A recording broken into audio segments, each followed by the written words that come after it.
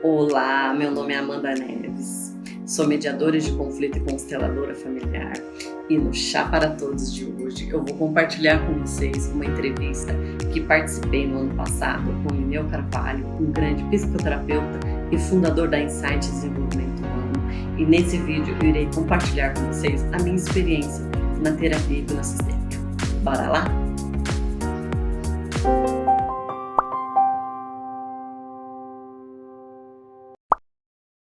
Colapso emocional, seja um colapso físico, não importa o que seja, o colapso que a pessoa que você está vivendo ou que seu cliente está vivendo é proporcional ao apego que ela está tendo no passado, do que eu estou tendo no passado. E isso é meio difícil de absorver no início, mas se nós trazemos uma percepção biológica, fisiológica, que em todos os segundos da vida, nossas células estão se renovando, tudo se renova, e a renovação, o que é? É você deixar o velho para trás e nascer para o novo. Deixar o velho para trás não necessariamente quer dizer que você está desonrando o passado, né? Mas a partir dessa renovação, você já tem o que precisa, e aqui você precisa se abrir flexível o suficiente para se adaptar às mudanças e se abrir para o novo, porque a única certeza que nós temos da vida é a mudança. E adaptação, para nos adaptarmos, nós precisamos nos desapegar, porque senão a gente fica atolado e não conseguimos sair. E nesse desapegar, como se fosse uma cobra, sabe? Como se fosse aquele bicho que pega, tira aquela casca para renascer para o novo, né? Amanda, e como é que foi nessa experiência das suas práticas da formação, como você colocou lá no início, né, trazendo apenas a consciência para as pessoas, em que a nossa formação online é muito diferente do que nós conhecemos do mercado de formação online, porque tem um apoio, a possibilidade do aluno ter o apoio particular nas práticas particulares, tem essa possibilidade, e a possibilidade do aluno fazer o estágio filantrópico, né, um estágio supervisionado, filantrópico. Na filantropia, o maior interesse não é porque você está fazendo o bem, porque isso a gente não precisa de uma formação para isso, e muito menos eu construo o meu marketing sobre isso, mas principalmente para tirar sua zona de conforto, né? A zona de conforto do aluno, de levar ele para contextos que normalmente nós não temos na nossa cultura, né? Nos colocar em tanta vulnerabilidade em contextos que às vezes a filantropia te leva, né? Por exemplo, a gente faz o nosso estágio na PAC, que é uma cadeia humanizada, que tem franquias pelo Brasil inteiro. Se você não conhece, pesquisa, eu sempre estou falando sobre isso. E aí a Amanda fez o estágio, né, na PAC. No estágio dela são dois recuperandos, dois voluntários clientes, né, que fizeram o atendimento. Amanda, compartilha um pouco com a gente aqui como é que foi sua experiência do estágio, porque, querendo ou não, ali é a primeira responsabilidade com um cliente real, vamos falar assim, e por ser também num contexto talvez muito diferente do nosso, né, do nosso cotidiano, que muitas vezes a gente tem uma certa crença, uma certa visão sobre o preso, como se não fosse de outro planeta, se fosse um monstro, alguma coisa, enfim. Como é que foi essa relação no estágio?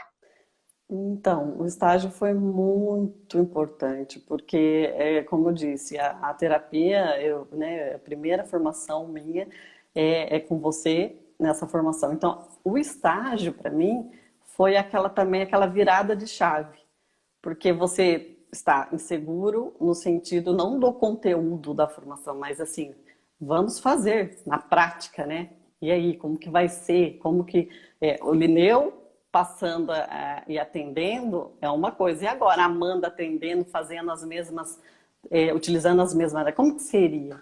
E a hora que eu falei, não, eu vou, vamos ver, né? O não a gente já tem ali, né? Então vamos lá, vamos ver. A hora que eu sentei com a Patrícia e a gente começou a fazer juntas, o quanto a segurança de fazer um trabalho bonito e os recuperandos, eles olhar eles de uma forma não, sem o julgamento, sabe? E eles se permitem, isso que é legal também, né? Eles querem, você vê que eles querem ter a outra consciência, eles querem sair mudados. Então, para mim ali, o estágio foi muito importante principalmente com os feedbacks que eles estavam dando. E aí eu falei, gente, que legal. O redespertar em mim, como para mim foi legal e para outras pessoas estão sendo legais também. Então, para eles também foi assim, eu tive experiências muito bonitas, respostas muito concretas e a forma de mudança do primeiro atendimento para o recuperando no último, a mudança foi assim, eu ficava encantada com o que eu estava presenciando, vivendo, falando com eles ali, o quanto aquilo... eu falei, gente, isso é conhecimento, a gente tem que passar, as pessoas precisam saber e o quanto isso é bom para elas, né? Então, para mim foi muito bom. E também você vê a campo, né, as adversidades, porque nenhum cliente é igual ao outro. Não. E quanto que você está em quietude e tem que estar no seu equilíbrio, despido do seu julgamento, do seu ego, para conseguir se adaptar ao perfil de cada cliente. E isso é uma habilidade que a gente constrói, né? Porque 80% do resultado é a conexão, não é a técnica, né? E se fosse assim, a gente fica querendo botar as pessoas dentro de um quadrado para a técnica, e ao contrário, é a gente que se adapta ao cliente, né? E como é que foi esse aprendizado para você, assim, na prática? Não, é o que você falou, cada ser humano é diferente, cada ser humano traz as suas crenças, então eu acredito que a formação, ela também te dá essa base, como que você vai caminhar nessa conexão com o cliente, para que você consiga atingir na conexão a comunicação, que ele te dê um feedback para qual caminho você... É como se você estivesse ali buscando, de alguma forma, a comunicação com o cliente para que ele possa passar, não assim, informações, mas o cuidado que você vai ter com ele no decorrer da técnica. Até a maneira de falar, entendeu? Então, assim, é esse cuidado que eu hoje tenho, principalmente na mediação, né? Porque às vezes o que é importante para mim não é importante para outras pessoas, o que eu acredito as outras pessoas não acreditam. Então hoje eu tenho mais cuidado com isso. E aí utilizo algumas perguntas para me saber até que ponto às vezes uma pergunta, você perguntar para a pessoa, como que foi a sua infância? Como que você foi com o seu pai ou com a sua mãe? Já te dá uma base. E aí é onde você já sabe o que você já sabe uma pergunta certa com muita consciência que essas informações vai te dar uma direção, né, do que fazer, como fazer, né? Sim, justamente. Você tocou num ponto muito legal, porque o quanto que a experiência do estágio te ajudou também nas outras áreas da vida, né? Sim. E o quanto que isso é muito importante, que essa é a nossa filosofia, em que isso, querendo ou não, impacta em todas as áreas da vida. Eu me lembro uma vez, Amanda, que numa formação minha tinha uma advogada e ela fez o estágio, na época foi até presencial na PAC. E ela nunca tinha entrado, uma advogada nunca tinha entrado dentro de um presídio.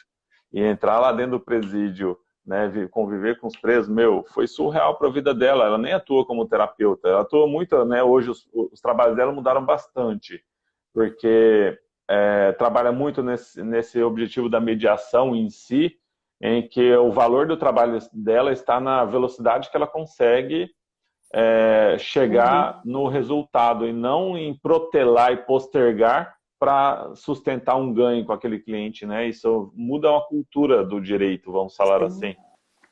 Como é que foi a sua experiência do primeiro cliente, assim? Como é que chegou esse primeiro cliente e como é que foi você perante esse cliente? Então, o meu primeiro cliente foi um adolescente e o quanto ele já vinha ele mesmo olhava para ele de uma forma não acreditando muito nele, entendeu? E ele era muito agitado, você conversava com ele, aquela agitação, e ao decorrer das técnicas, né, e ao final... Não se esqueça de se inscrever no canal, deixar o seu like e ativar as notificações para receber novos vídeos. Assim você nos ajuda a combater a desinformação e a compartilhar a informação.